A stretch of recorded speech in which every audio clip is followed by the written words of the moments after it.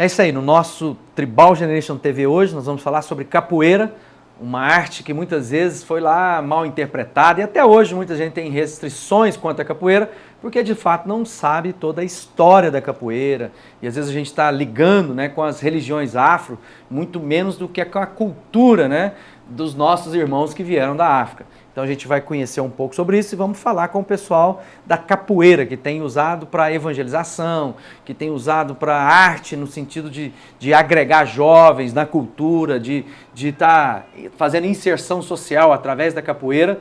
E para falar sobre essa arte tão importante, eu estou recebendo aqui o Luciano. Tudo bem, Luciano? Tudo bem. O César e o Michael. Bom, pensando sobre a capoeira como uma expressão de arte e também como meio de evangelização. Como é que a história da capoeira começa na sua vida, César? Assim, iniciei a capoeira muito criança ainda, e a passada aí eu vim treinando a capoeira. E por um período eu parei com ela e depois voltei a treinar na igreja. Uhum. Quando eu vi que estava acontecendo esse trabalho aqui, através da Logo depois da sua conversão, porque na verdade Isso. você começa antes de converter. Isso, antes de eu converter eu já treinava capoeira, inclusive já era instrutor. Uhum.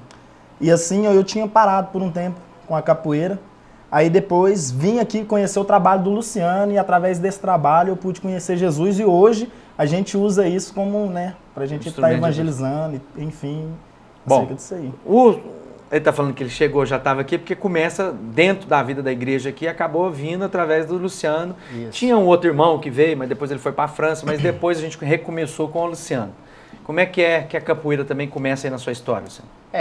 Já vou para uns 15 a 16 anos praticando a capoeira, desde da infância também, já conhecia o César, né, o Michael.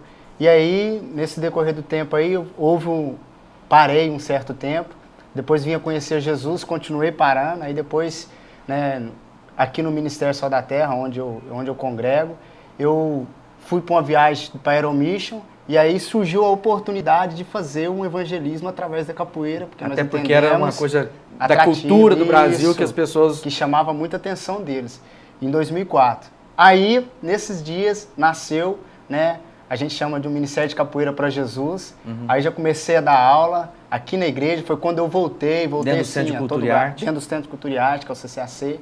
E aí foi onde que o César ficou sabendo que existia um trabalho de capoeira, aquela sede de Jesus e tal, mas gosta de capoeira, gosta de pular, gosta de fazer isso. E entendeu que a gente pode fazer tudo isso, né, para Jesus, ganhando alma para o Senhor, e estamos aí com a equipe grande aí já. Como é que entra na sua história, mãe?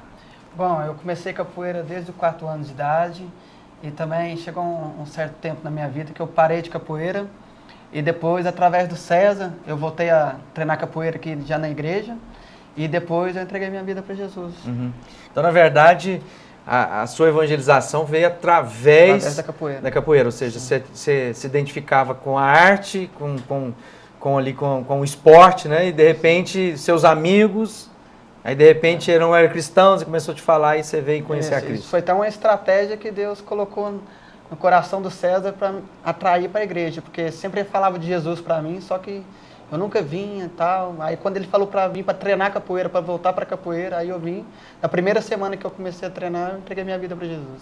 Por ser uma raiz dos escravos, dos negros que vieram, isso sempre fica meio misturado com a questão do candomblé, até pela musicalidade dos atabaque, que acaba também se identificando.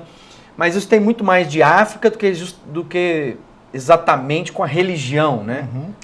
A capoeira, ela é afro-brasileira, né? Uhum. Ela foi criada aqui no Brasil, mas com a influência africana. Então, assim, existiu um mestre lá que ainda não existia um nome mestre, né? Aí depois que ele veio se denominar.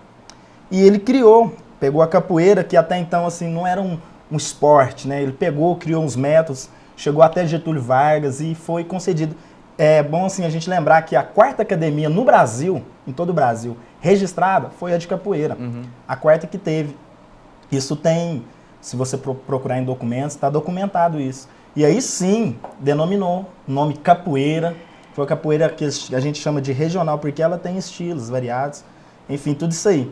Assim, então, quando a gente fala de negro, de cultura de negro, vamos supor, você pega os ritmos, samba, você pega um ritmo soul.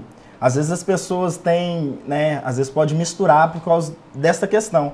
Mas não, a gente entende que todo dom, toda boa dádiva vem de Deus, né? Então, assim, quando a gente vai entendendo isso, a gente começa a usar isso em prol daquilo que Deus tem para fazer através da gente. E até um resgate dos processos. Exatamente, porque às vezes, por exemplo, hoje a gente desenvolve um trabalho em áreas periféricas e às vezes é difícil você ter um acesso para entrar lá, você tem que ter uma estratégia. Então, hoje a capoeira, assim, as pessoas gostam muito, a gente trabalha com a música, questão da percussão.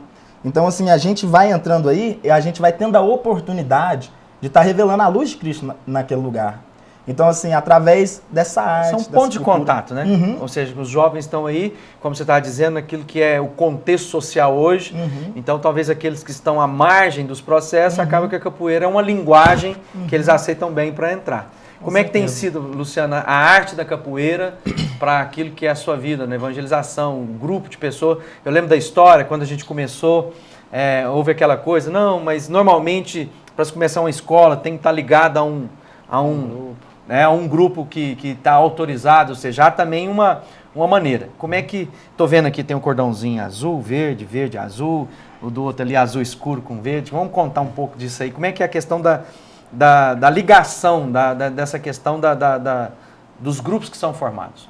Bom, quando eu iniciei o trabalho na igreja, o pessoal que não são cristãos, que a gente chama de grupos de capoeira seculares, eles tinham uma ideia assim, de que isso não podia acontecer nunca. Porque vai mudar algumas coisas que tem na capoeira, não pode ser mudada, aquela coisa toda. Só que aí eu fiz uma pesquisa na época, eu era de um grupo, né? Aí esse grupo não aceitou muito a ideia. Porém, eu fiz uma pesquisa e encontrei, né, com o mestre Suíno, que é um pastor, que é uma pessoa assim, muito inteligente, né?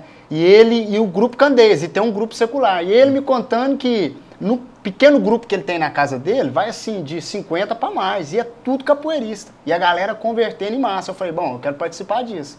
Porque eu tenho no coração de evangelizar, de alcançar vidas através do quê? Desse dom, da capoeira. Mas eu preciso encontrar uma forma onde também eu não posso escandalizar aqueles que já são cristãos, né, que tem essa ideia ainda tem dificuldade de entender. Tem dificuldade de entender. Aí ele começou a me apresentar a questão de músicas cristãs, a gente canta, né, em adoração ao Senhor, né, algumas coisas não é necessário fazer porque ele tem um conhecimento muito grande da capoeira. E eu, para não quebrar, né, aquilo que é a tradição da capoeira, que a gente também tem que respeitar, tem que ter um equilíbrio.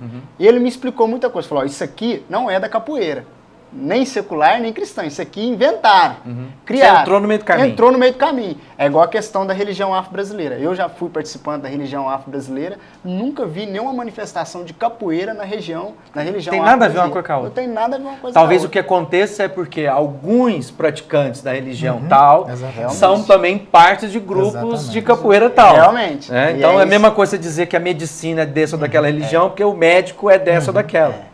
Inclusive, alguns mestres, né, de alguns grupos seculares, eles estão assim, eles estão cortando esse negócio de cantos, né, aos orixás. Por quê? Para acabar realmente com isso. Ou seja, para ser de fato uma expressão fora daquilo que é o rótulo que às vezes ela tem. Porque realmente prejudica. Você tá, né? Realmente, até nós que somos cristãos, a gente tem que ter assim, uma sabedoria muito grande. E depois nós vamos falar um pouco sobre o CD, que fala sobre a nova música que pega o instrumento. Quais são os instrumentos que estão na catupiry, né? O berimbau, atabaque, o pandeiro, o agogô, né, que são usados assim, o cachixi. E as palmas, o pessoal, interação na roda, né, dos outros. Eu costumo dizer que a capoeira, hoje, para o evangelismo, hoje é o mais assim, é muito eficaz. Por quê? Hoje você vai fazer um evangelismo, a gente sempre pensa num grande som, uma estrutura grande. E a capoeira, você chega com um berimbau, palma, começa a cantar ali, a galera vai cantando, rolou o evangelismo. Até quem vai chegando pode participar. A interação da galera. Bom, nós vamos fazer o seguinte, nós vamos fazer um rápido intervalo e a gente volta aqui um pouco, falando um pouco, mostrando um pouco do vídeo, uma entrevista com o mestre Suíno, mas daqui um pouquinho no nosso Tribal Generation TV a gente está de volta.